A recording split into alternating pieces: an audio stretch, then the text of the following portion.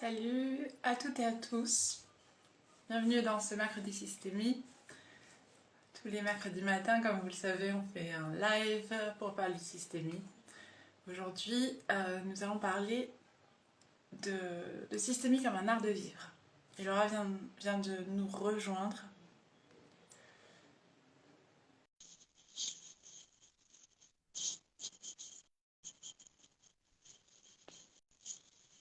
Juste pendant qu'elle arrive, je vous rappelle. Coucou!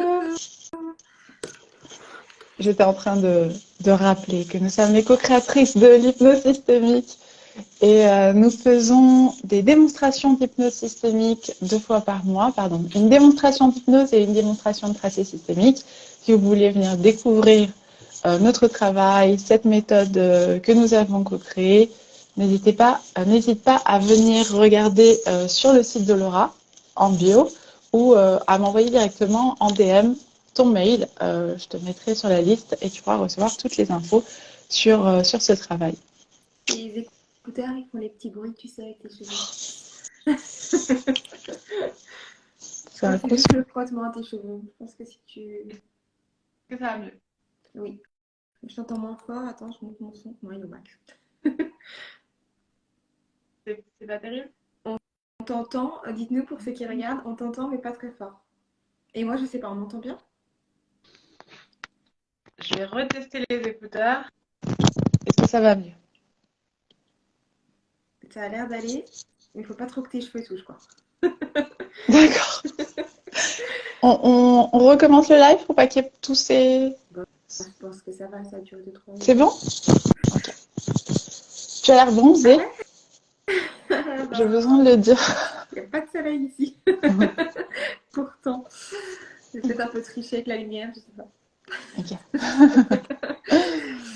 Du coup, aujourd'hui, on avait envie d'aborder cette question de la systémie comme art de vivre, tout simplement parce qu'en fait, on s'est demandé à quoi ça servait concrètement dans notre vie que d'avoir ce regard sur le monde, ce regard empreint des grandes lois systémiques. Et je crois qu'en fait, on a toujours eu, ça fait quelques années en tout cas, qu'on a ce regard sur le monde, sans avoir forcément conscientisé que c'est un regard systémique. Moi, je sais que je reconnais beaucoup de ce regard systémique dans l'art de vivre chamanique. Et donc, c'est quelque chose qui est déjà ancré dans mon quotidien, qui est déjà naturel. Voilà, c'est un regard que je porte déjà. J'ai appris avec toi et via les constellations quelles étaient les grandes lois qui régissaient la systémie. Et je trouve ça d'une richesse incroyable et ça offre un regard sur le monde qui nous permet d'aller vers encore plus de maîtrise de soi. Et quand je parle de maîtrise de soi, je parle de la maîtrise de ses pensées, de ses émotions, de son soi en fait, euh, pour avoir une vie au plus proche de nos aspirations profondes. D'avoir le contrôle en fait sur notre vie, euh, dans le sens où finalement l'extérieur n'aura plus tant d'impact que ça sur nous. En tout cas, on n'aura plus besoin d'autorisation extérieure. Et, euh, et je crois que ouais, c'est une philosophie en fait qu'on a acquise et qu'on incarne maintenant de façon naturelle. Qu'est-ce que ça change dans ta vie à toi, dans ton quotidien? Je ne sais pas si c'est ce que ça change parce que du coup, comme c'est assez naturel, je n'ai pas vraiment de moment où tu vois, il y a un changement par rapport à l'intégration de la systémie. Euh, mais je crois que ce que ça m'offre au quotidien, c'est plus d'équilibre, plus d'harmonie, plus de résilience, plus de paix intérieure aussi. Et toi? Euh, Moi, il y a vraiment cette idée de changement. J'ai En découvrant la systémie, quelque part, j'ai reconnu une vérité qui résonnait très fort en moi, mais que je ne m'autorisais absolument pas à vivre, finalement. Cette, Tu parlais de contrôle, c'est prendre le contrôle en rendant le contrôle. Il y a cette idée de rendre euh, à quelque chose de plus grand. Ce, en fait, ce grand travail de dessiner nos destins. Dessiner notre destin à nous, le destin des autres autour de nous. Voilà, cette envie, finalement, si on ne rend pas cet énorme boulot qui est de tout contrôler, on essaye de prendre plus qu'on ne le peut, en fait, finalement. Donc, j'étais pas capable de rendre le destin de chacun, de rendre aussi mon chemin à quelque chose de plus grand. Et donc, j'essayais constamment de contrôler ce qui était impossible de contrôler. J'arrivais pas à respecter la vie, la vie, ce qu'elle me montrait, ce qu'elle me disait. J'arrivais pas à le respecter. Et donc, c'était très, très lourd, finalement. Et cette transition, cette grande différence, je l'ai vécue.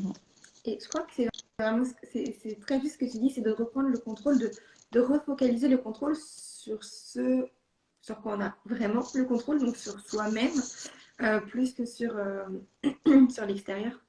C'est aussi cet art de pouvoir alchimiser toutes les expériences de vie, même si elles sont difficiles, même si elles sont challengeantes, même si elles sont parfois lourdes, et de réussir à voir le positif en chaque chose, comme finalement un tremplin d'évolution, un moyen de grandir, de se reconstruire, de se recréer en fait, de se mieux se connaître.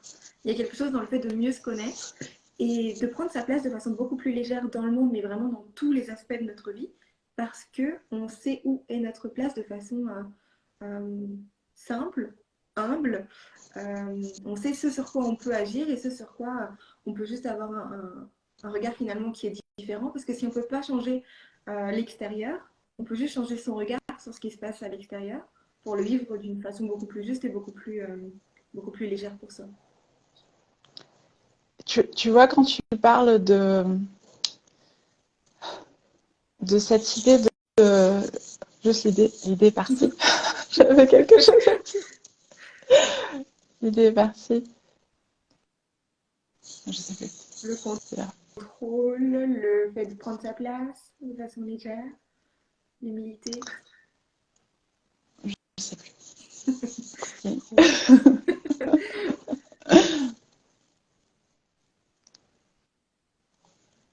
En tout cas, je crois que ouais, ces grandes lois, finalement, déjà nous permettent d'avoir un regard différent aussi, nous en tant que praticiens, que thérapeutes, d'accepter ce qui est pour voilà, tel que c'est, d'avoir un grand respect pour tout ce qui est, quel que soit finalement l'événement ou la chose en question.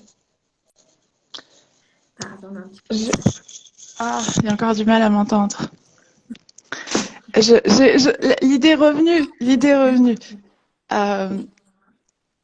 Et elle est repartie, j'arrive pas à le croire. Attends, moi je coupe mon micro 2 secondes pour tousser parce que... Elle est repartie. Je suis désolée. Ça va pas aujourd'hui. Bon, c'est mieux ton micro en tout cas. Ok. Et si vous avez des questions justement sur les grandes lois Si. Le positif, je vais le dire tout de suite. Le positif. Tu disais, la systémie m'a permis de voir le positif dans chaque chose. Je crois que je suis totalement d'accord avec toi et ça résonne, mais je sais aussi que cette idée de voir le positif, elle est très souvent distorsionnée. Qu'est-ce que ça veut dire de voir le positif dans chaque chose? Pour moi, ça veut dire arrêter d'éviter la vie. Vous savez, quand on est face à une situation, on se dit « Oh, j'espère que ça arrivera pas, j'espère que ça arrivera pas, j'espère… » Voilà, on a tellement d'attentes sur ce que devrait être la vie, de comment devrait se manifester la vie. Et on veut absolument éviter ci, éviter ça, éviter toutes les choses. Quand il y a des choses difficiles qui arrivent dans ma vie, je ne dis pas « Oh, c'est trop bien, il y a du positif ». C'est que je ne veux pas que ça n'arrive pas, finalement. Je ne souhaite pas que ce qui est en train de m'arriver n'arrive pas. En tout cas, je ne le fais plus. Avant, si je vivais quelque chose de difficile, si j'étais en contact avec une personne difficile, mon souhait, c'est j'aimerais tellement que ce soit pas en train d'arriver. J'aimerais tellement pouvoir effacer en fait cette personne, cette situation, cette émotion. Et c'est pour moi cette idée de voir le positif, c'est vraiment d'embrasser ce qui vient comme ok, c'est ce qui vient. Pour une raison, ça me vient. Et donc, je sais que je vais pouvoir faire quelque chose de ça. Qu'est-ce que je veux faire de ça? Mais ça ne veut pas dire qu'on n'embrasse pas aussi nos émotions négatives. Quand quelque chose de difficile, on n'est pas là à se dire c'est trop bien finalement. Non, c'est dur, c'est horrible, on souffre, on vit cette souffrance. Euh, mais on est face à cette souffrance, on est face à la vie telle qu'elle est. On dit oui à la vie telle qu'elle est et on se demande qu'est-ce qu'on fait de ça en fait. Qu'est-ce que la vie me montre là?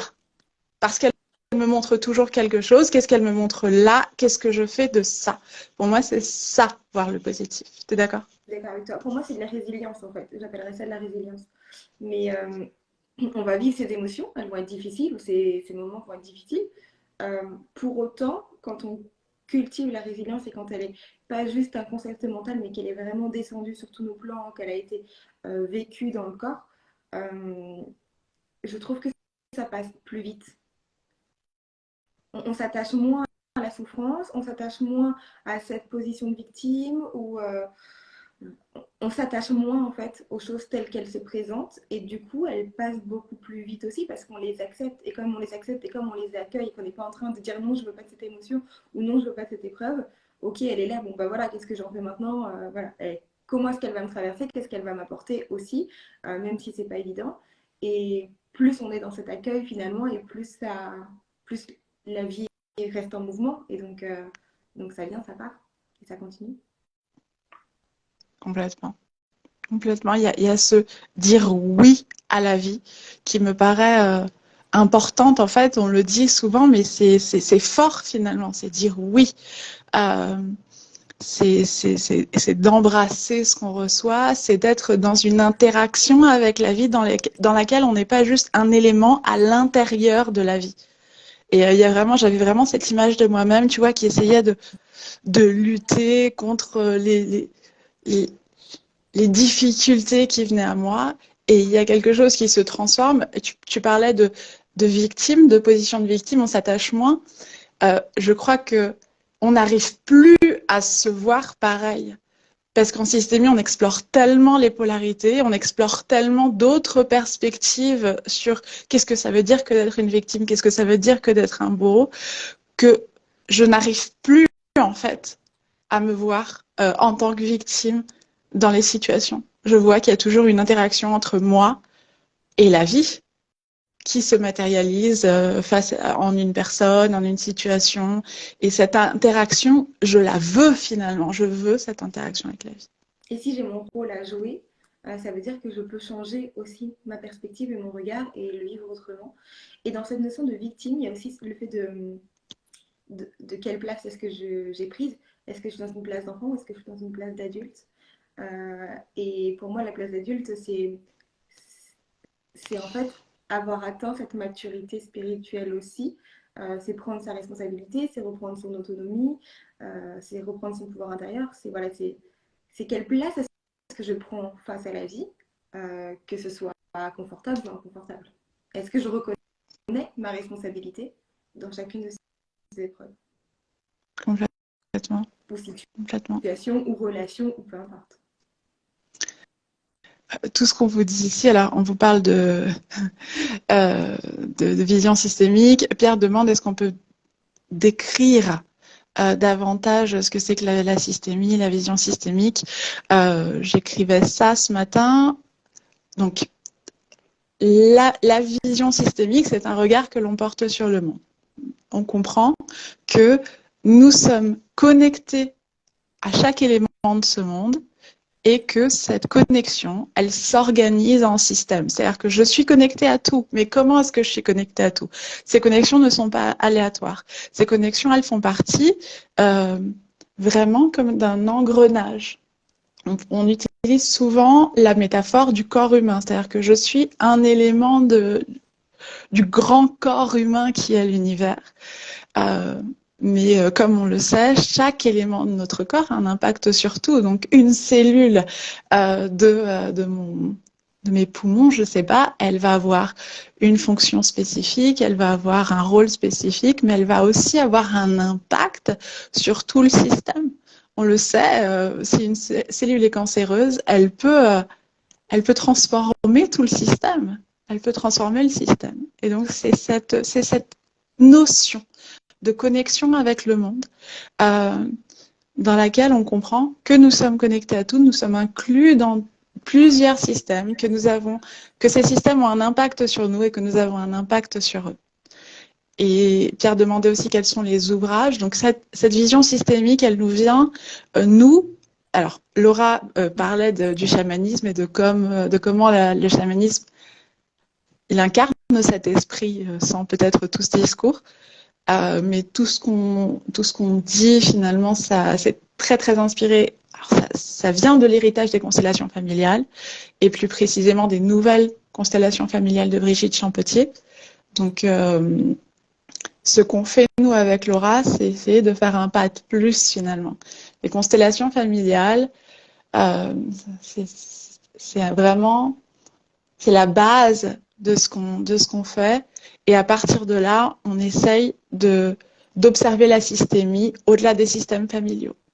Et de se dire, OK, si vraiment tout est organisé en système, jusqu'où on peut aller avec cette idée? Est-ce que les parts de nous, en moi, les parts de moi, elles ne sont pas aussi un système? Est-ce que mes vies passées, est-ce que mes vies futures ne forment, elles, pas non plus un système? Et ainsi de suite. Donc, ouvrage, tu peux aller chercher des informations sur les constellations familiales, les nouvelles constellations familiales, je recommande spécialement de Brigitte Champetier. Et puis, tout ce qu'on fait nous. Moi, je connais pas de livre sur les grandes lois de la systémie. Je sais pas si tu en connais. J'en ai jamais lu. Mais du coup, il va falloir qu'on en écrive un, voilà. C'est ça.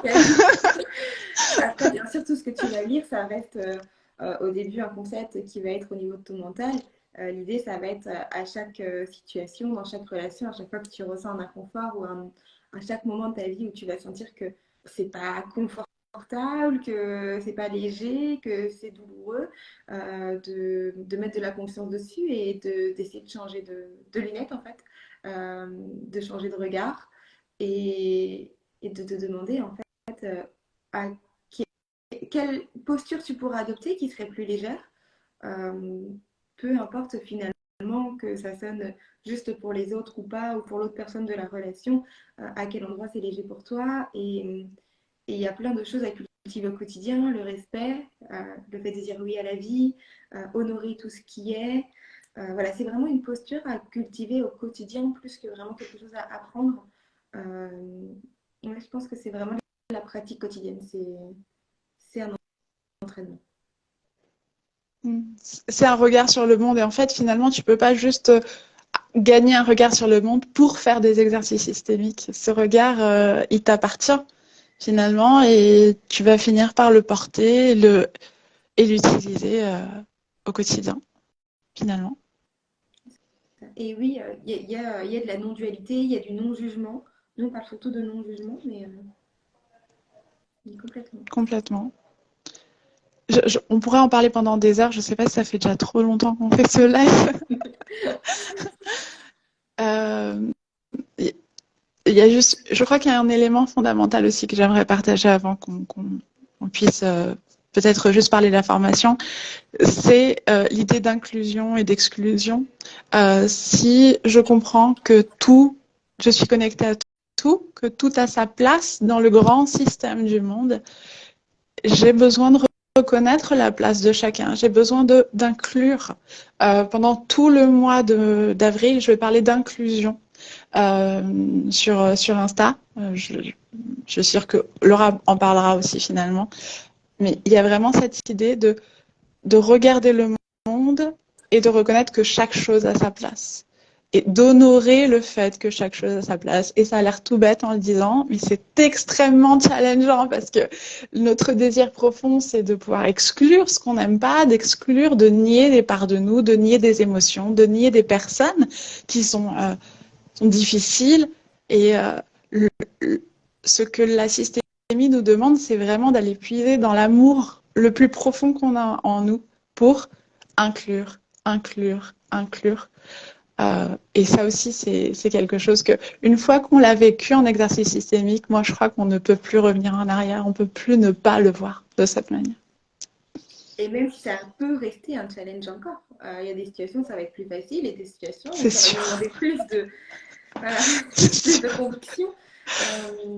Par exemple, je ne sais pas, si quelqu'un dans votre famille a fait quelque chose d'atroce, a commis un meurtre, c'est aussi dans ces cas-là qu'on va devoir pratiquer cette philosophie de vie, de dire oui à ce qui est, à accepter cette personne comme faisant partie de sa famille, même si elle a fait des choses qu'on aurait envie de juger.